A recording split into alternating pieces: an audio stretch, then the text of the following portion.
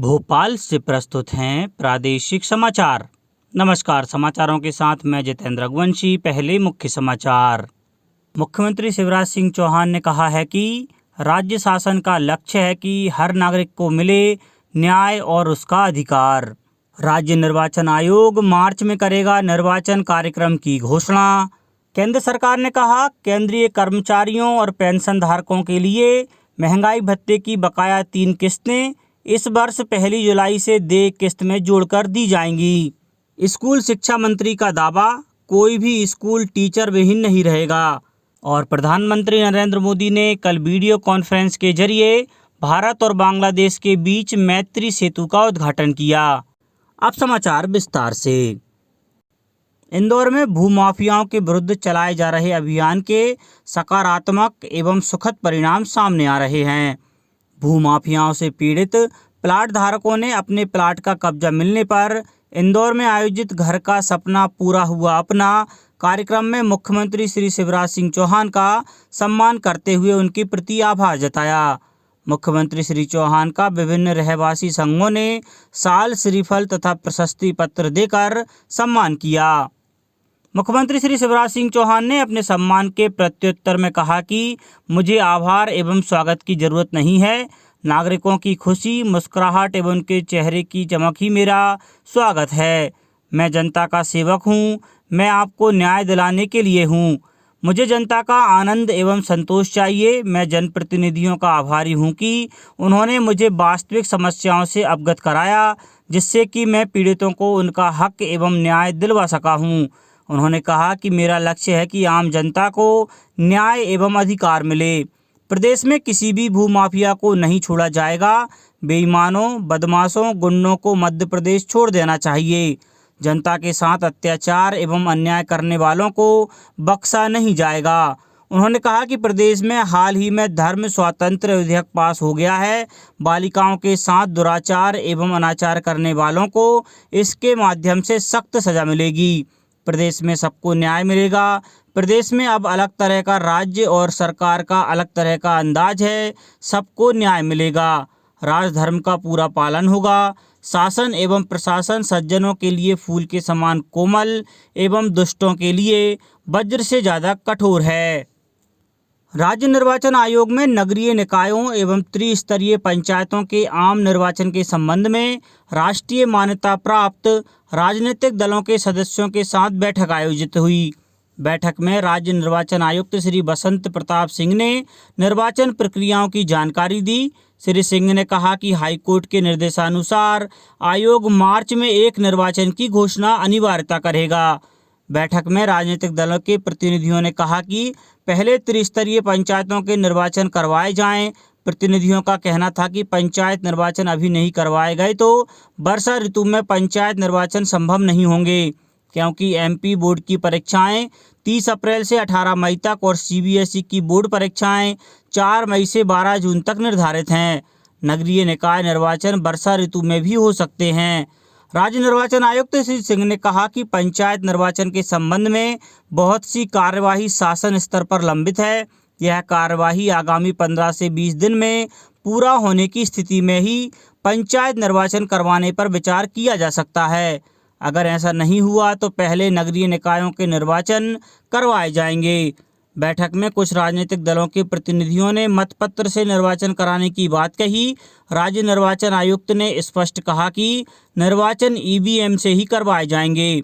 राजनीतिक दलों के सदस्यों द्वारा मतदाता सूची में हुई त्रुटियों की जानकारी देने पर राज्य निर्वाचन आयुक्त श्री सिंह ने कहा कि सभी शिकायतों का त्वरित निराकरण किया जा रहा है। इस दौरान सचिव राज्य निर्वाचन आयोग श्री दुर्ग विजय सिंह एवं अन्य अधिकारी उपस्थित थे। केंद्र सरकार ने कहा है कि केंद्रीय कर्मचारियों और पेंशन धारकों के लिए महंगाई भत्ते की बकाया 3 किस्तें इस वर्ष 1 जुलाई से देय किस्त में जोड़कर दी जाएंगी। राज्यसभा में एक लिखित प्रश्न के उत्तर में वित्त राज्य मंत्री अनुराग ठाकुर ने बताया कि डीए भुगतान का फैसला इसी वर्ष किया जाएगा। उन्होंने कहा कि किस्तों का भुगतान रोकने से 37,000 करोड़ रुपए की बचत हुई, जिससे कोविड से निपटने में मदद मिली। स्कूल शिक्षा मंत्री इंदर सिंह परमार ने विधानसभा में उठाए गए एक प्रश्न के जवाब में बताया कि सरकार ऐसी ट्रांसफर पॉलिसी बना रही है जिससे कोई भी स्कूल टीचर विहीन नहीं रहेगा। यह मामला बीजेपी विधायक यशपाल सिंह सिसोदिया ने उठाया था। इसके जवाब में कहा, कांग्रेस सरकार ने 35,000 टीचर के ट्रांसफ़र किए थे। इस कारण अलीराजपुर में 256, झाबुआ 208, बड़वानी 428, सीधी 122, मंडला 237 और धार में 208 स्कूल टीचर विहीन हो गए। उन्होंने कहा कि नई पॉलिसी में ऐसी व्यवस्था की जा रही है जिसमें टीचर ट्रांसफ़र होने के बाद उसे कार्यमुक्त तब तक नहीं किया जाएगा जब तक कि उसका विकल्प नहीं पहुंच जाता है। प्रधानमंत्री नरेंद्र मोदी ने कल वीडियो कॉन्फ्रेंस के जरिए भारत और बांग्लादेश के बीच मैत्री सेतु का उद्घाटन किया। मैत्री सेतु का निर्माण फेनी नदी पर किया गया है जो त्रिपुरा और बांग्लादेश के बीच बहती है। इस पुल का निर्माण राष्ट्रीय राजमार्ग और बुनियादी ढांचा विकास निगम लिमिटेड द्वारा 133 करोड़ रुपए की लागत से किया गया है। करीब 2 किलोमीटर लंबा यह पुल भारत में सबरूम को बांग्लादेश के रामगढ़ से जोड़ता है। प्रधानमंत्री ने त्रिपुरा में कई बुनियादी ढांचागत परियोजनाओं की भी शुरुआत की। इस अवसर पर श्री मोदी ने कहा कि मैत्री सेतु से न केवल बांस उत्पादन को बढ़ावा मिलेगा बल्कि अगरतला में अनानास और अगरबत्ती के व्यवसाय को भी मदद मिलेगी। प्रधानमंत्री ने कहा कि इस पुल से दोनों देशों के बीच मैत्री सुदृढ़ हुई है और आर्थिक गतिविधियां भी मजबूत होंगी। उन्होंने कहा कि इससे बांग्लादेश के साथ सड़क संपर्क मजबूत होगा जिससे दोनों देशों के लोगों के बीच संपर्क बढ़ेगा। ऊर्जा मंत्री प्रद्युम्न सिंह तोमर ने मंगलवार को विधानसभा में ऐलान किया कि यदि ट्रांसफार्मर जल गया है, इसके पैसे बिजली कंपनी में जमा हैं तो 24 घंटे में इसे बदला जाएगा। तोमर ने यह आश्वासन कांग्रेस विधायक बृजेंद्र सिंह राठौर के ध्यानाकर्षण में पूछे गए सवाल का जवाब देते हुए दिया। उन्होंने यह भी कहा कि यदि कोई अफसर गलत जानकारी देगा तो उनके खिलाफ कार्रवाई भी की जाएगी।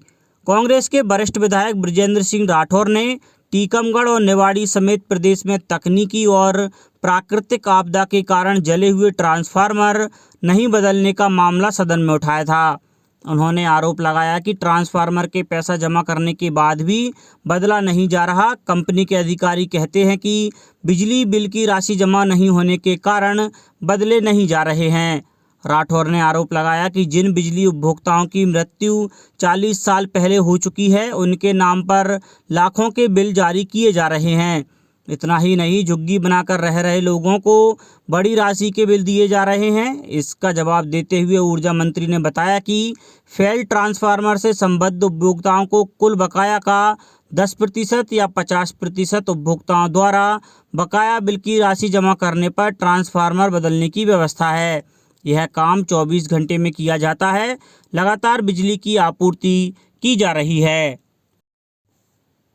मध्य प्रदेश के उज्जैन में महाकाल मंदिर में महाशिवरात्रि के दिन बाबा महाकाल के दर्शन के लिए श्रद्धालुओं को कम से कम 1.5 किलोमीटर तक पैदल चलना होगा।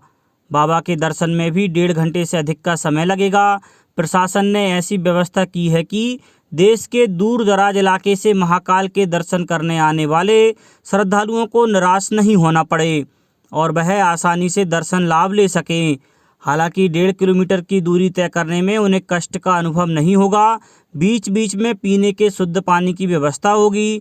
पैर न जलें इसके लिए सड़क पर कारपेट बिछा रहेगा। श्रद्धालुओं को धूप से बचने के लिए तिरपाल का टेंट भी लगा मिलेगा।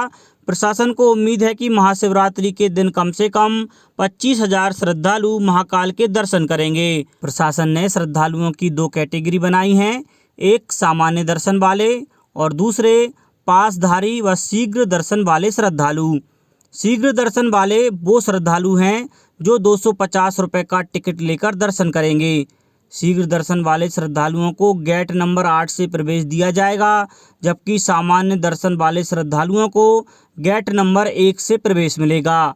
इंदौर, देवास, मक्सी और आगर रोड से आने वाले श्रद्धालु अपने वाहन हरी फाटक ब्रिज से इंटरप्रिटेशन सेंटर के पास बनी पार्किंग तक लाएंगे।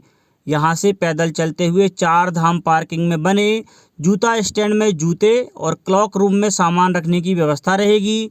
बड़नगर व नागदा की ओर से आने वाले श्रद्धालु कार्तिक मेला ग्राउंड व कर्कराज मंदिर ग्राउंड में गाड़ी पार्क करेंगे। अंत में मुख्य समाचार एक बार फिर। मुख्यमंत्री शिवराज सिंह चौहान ने कहा है कि राज्य शासन का लक्ष्य है कि हर नागरिक को मिले न्याय और उसका अधिकार। राज्य निर्वाचन आयोग मार्च में करेगा निर्वाचन कार्यक्रम की घोषणा। केंद्र सरकार ने कहा केंद्रीय कर्मचारियों और पेंशन धारकों के लिए महंगाई भत्ते की बकाया 3 किस्तें इस वर्ष 1 जुलाई से देय किस्त में जोड़कर दी जाएंगी। स्कूल शिक्षा मंत्री का दावा, कोई भी स्कूल टीचर विहीन नहीं रहेगा। और प्रधानमंत्री नरेंद्र मोदी ने कल वीडियो कॉन्फ्रेंस के जरिए भारत और बांग्लादेश के बीच मैत्री सेतु का उद्घाटन किया। इस बुलेटिन में इतना ही। घर पर रहिए, सुरक्षित रहिए और सुनते रहिए प्रादेशिक समाचार। नमस्कार।